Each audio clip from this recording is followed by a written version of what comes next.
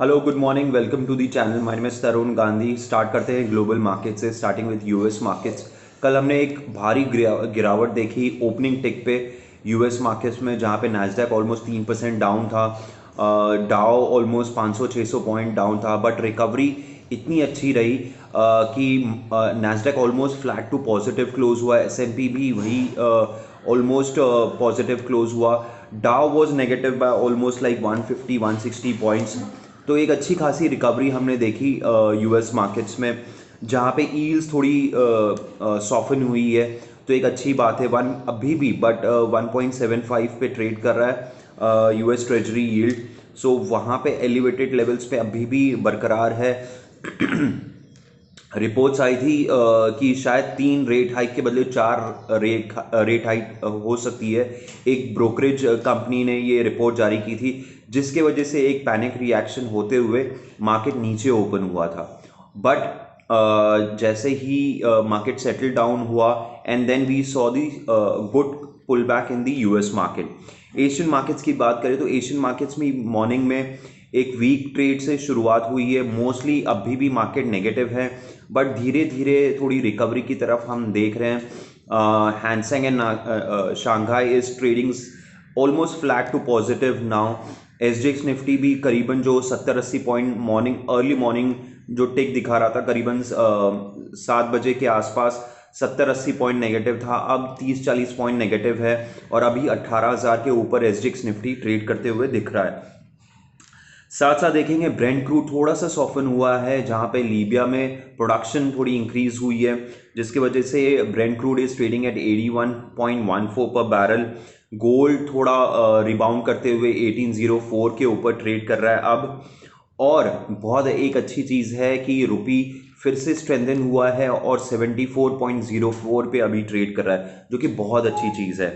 कल एफआई ने हल्की फुल्की बिकवाली की है 124 करोड़ की, तो इतना ज़्यादा नंबर है नहीं, बट उसके सामने डीआई ने ठीक ठाक खरीदारी की है करीबन 482 करोड़ की।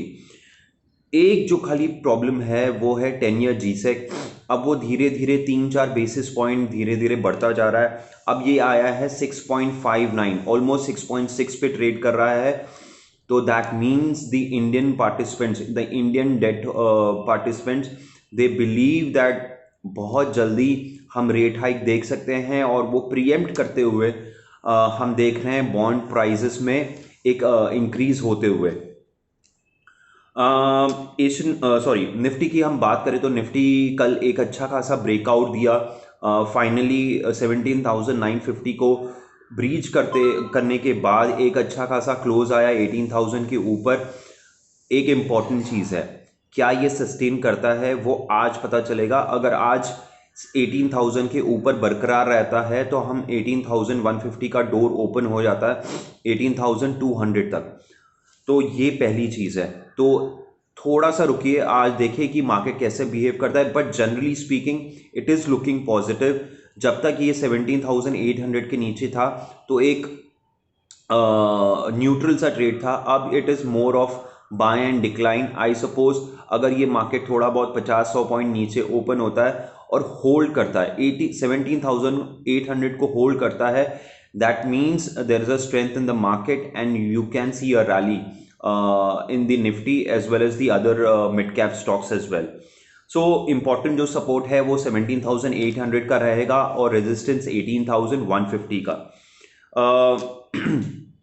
सेबी ने एक फ्रेमवर्क जारी किया है जहां पे गोल्ड एक्सचेंज की ऑपरेशन कैसे होनी चाहिए, ये उन्होंने फ्रेमवर्क एक डिसाइड किया हुआ है। तो ये एक न्यूज़ है जहां पे gold receipts can be traded। सो यहाँ पे एक फ्रेमवर्क जारी किया है सेबी ने। सो एक इम्पॉर्टेंट चीज़ है। दूसरी और एक न्यूज़ है, दिसंबर का जो एयर ट्रैफिक था वो बहुत ही अच्छा था, बट हम जनवरी की तो बात अलग है क्योंकि बहुत सारे रिस्ट्रिक्शंस आए हैं। एयर ट्रैफिक एक्चुअली ड्रॉप हुआ है जनवरी में, almost like 30-40% drop month on month basis पे। बट दिसंबर में ऑलमोस्ट 52% जंप था ईयर ऑन ईयर बेसिस। तो दिसंबर 2020 और मैं दिसंबर 2021 को कंपेयर करूंगा तो ऑलमोस्ट 52% जंप था डोमेस्टिक एयर ट्रैफिक में, तो जो कि बहुत अच्छी चीज़ है। ये एक्चुअली एयरलाइन एविएशन इंडस्ट्रीज़ को एक बहुत ज़्यादा सपोर्ट मिला दिसंबर के महीने में, जहाँ पे लोग काफ़ी मात्रा से हमने देखा ट्रैवल में प्रेफर कर रहे थे, और ऑब्वियसली ईयर एंड भी था, रिस्ट्रिक्शंस इतनी ज़्यादा थी नहीं दिसंबर्स को, तो एयर ट्रैफिक बहुत ही अच्छा था। वही वो जनवरी में हमें दिखाई नहीं दे रहा है, and most of the travellers they are either postponing or cancelling their travel plans. Now coming to the stocks, मैं आज आपको 5 स्टॉक्स ऐसे बताता हूँ जहाँ पे मुझे लगता है it has started moving first of all, and वहाँ पे स्ट्रेंथ दिखाई देती है, नॉट जस्ट फॉर टुडे। हम ये बात कर रहे हैं over the next couple of weeks, so हम बात कर रहे हैं till budget, not beyond budget. Beyond budget हम देखेंगे बजट का आउटकम क्या आता है। तो 5 ऐसे स्टॉक्स हैं जो आपको देख के चलने चाहिए। एक है गुजरात अंबुजा एक्सपोर्ट लिमिटेड, ये इस पे भी मैंने बहुत बार बात की है, अभी भी ये रेंज बाउंड है। सो फाइनली मुझे लगता है वीकली चार्ट्स में it is ready for a breakout. So 174 175 का क्लोज आया है। आपको स्टॉप लॉस अगर लगाना है और for a delivery, so it should be around 10 rupees नीचे, करीबन 165 166 के आसपास। टारगेट इसका 195 से लेके 205 रुपए का पहला टारगेट होगा, उसके बियॉन्ड ये 240 तक भी जा सकता है। ये पहला स्टॉक है on the delivery side. So risk आपका 10 रुपए का है, और अपसाइड ऑलमोस्ट 30 से 40 रुपए का है। पहला पीएनबी, ये भी एक स्लो मूविंग स्टॉक है, या हर बार जब भी ये 42 43 या 44 के जोन पे आता है, वहाँ पे हम प्रॉफिट बुकिंग देखते हैं, बिकॉज ये एफ.एन.ओ बैन में आ जाता है। बहुत सारे ट्रेडर्स इसमें घुस जाते हैं, और ओपन पोजीशंस इतनी ज़्यादा हो जाती है कि ये एफ.एन.ओ बैन में आ जाता है। बट मुझे लगता है इसके रिजल्ट्स बहुत अच्छे आएंगे। तो from a result point of view PNB मुझे लगता है कि over the next couple of weeks ये अच्छा करना चाहिए। 36 37 3650 का आप स्टॉप लॉस लेके चलिए, तो करीबन 3-4 रुपए का स्टॉप लॉस है। इमीडिएट मुझे लगता है कि अगर हम इमीडिएट टारगेट देखते हैं जो दिख रहा है, वो करीबन 47 48 का है पहला टारगेट। उसके बियॉन्ड अगर ये जाता है तो हम ये ऑलमोस्ट 58 से 60 रुपीज़ का टारगेट देखते हैं as a delivery, not for just for today और टुमारो। दूसरा, KNR constructions finally has given a breakout. तो ये मैं काफ़ी टाइम से KNR कंस्ट्रक्शंस की बात कर रहा था। ऐसे भी मैं बहुत ज़्यादा पॉजिटिव हूँ on the construction side, on the engineering side. So जैसे लार्ज कैप में मैं L&T में पॉजिटिव हूँ, वैसे ही KNR constructions on a mid cap side I am very positive. So finally इसने 305 310 का जो रेंज है, फाइनली उसके ब्रेकआउट देते हुए 315 316 पे क्लोज आया है। अब जो सपोर्ट रहेगा वो 300 के आसपास का रहेगा, 300 302 का, और on the upside we can see the levels of 340 over the next 2 weeks. Likewise L&T भी एक स्टॉक है which is ready for a breakout. 1980 का जो स्टॉक जो उसका हाई था, मेरे ख्याल से आने वाले दिनों में ये ब्रेकआउट हो सकता है। सो गेल, पीएनबी, KNR कंस्ट्रक्शंस, ये 3 स्टॉक है। L&T ये चौथा स्टॉक है on the large cap side. Finally Reliance industries. So Reliance industries is also ready. अब ये कंसोलिडेट करके, जितना भी कंसोलिडेशन था मुझे लगता है मोर और लेस ओवर हो चुका है। या तो ये हो सकता है ये preempt before the budget it can start moving.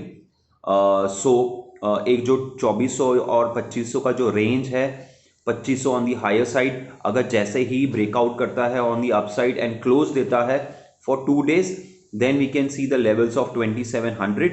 But ये डिलीवरी है, ये आज नहीं होने वाला।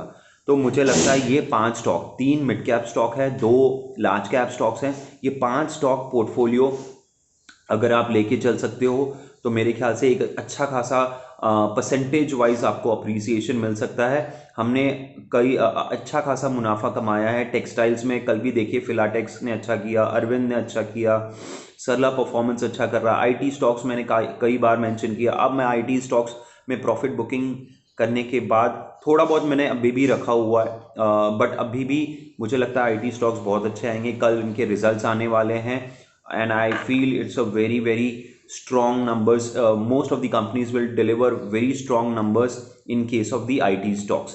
So ये कुछ स्टॉक्स है जो आपको देख के चलने चाहिए. अगर ये आपको वीडियो अच्छा लगा तो प्लीज़ लाइक एंड सब्सक्राइब कीजिए, अपने फ्रेंड्स, फैमिली मेम्बर्स और ग्रुप्स में शेयर कीजिए, और अगर आपका कोई फीडबैक है तो प्लीज़ मेंशन कीजिए कमेंट बॉक्स में. So thank you so much.